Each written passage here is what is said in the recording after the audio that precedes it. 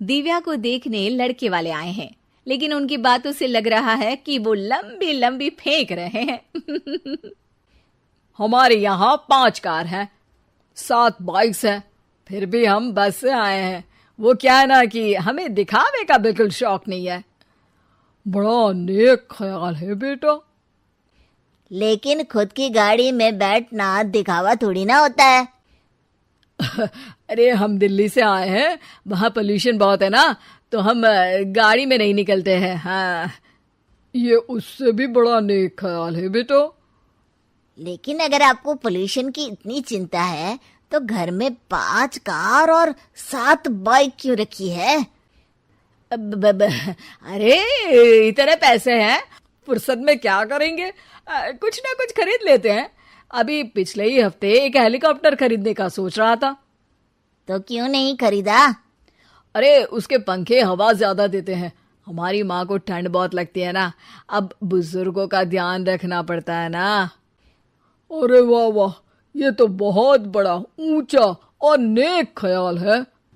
हम कैसे मान ले कि ये लोग झूठ नहीं बोल रहे हैं? अरे हमारा परिवार झूठ नहीं बोलता।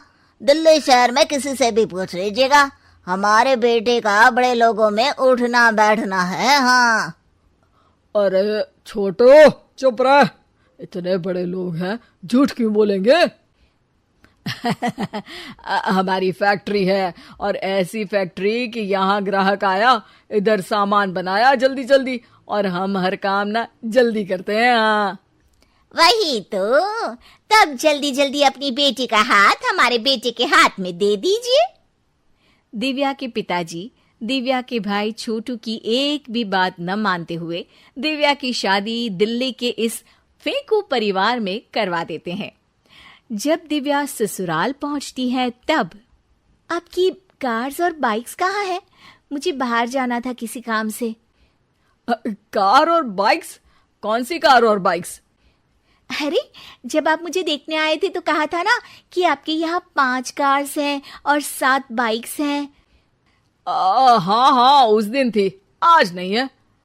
है? आज कहाँ गई? अरे जिनकी थी वो ले गए। मतलब वो आपकी नहीं थी? आपने तो कहा था हमारे घर पर है।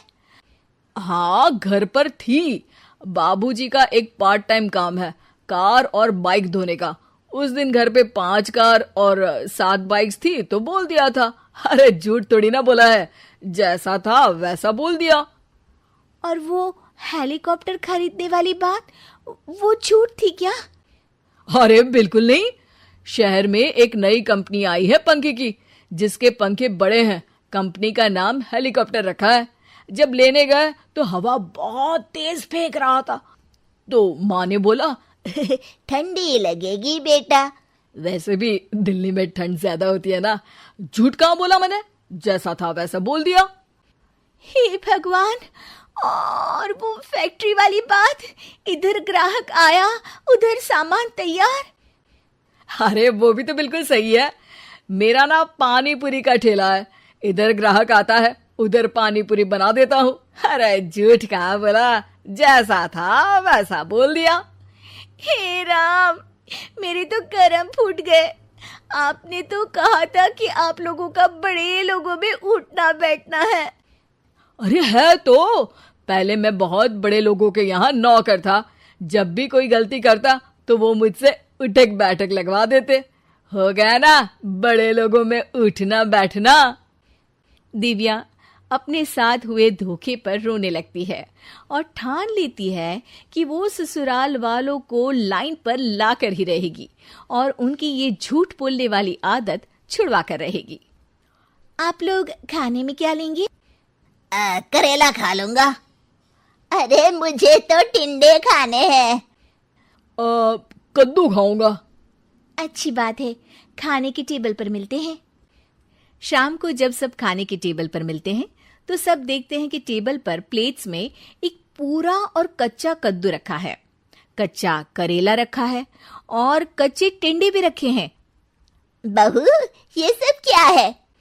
ससुर जी के लिए करेले, आपके लिए टिंडे और श्रवण जी के लिए कद्दू।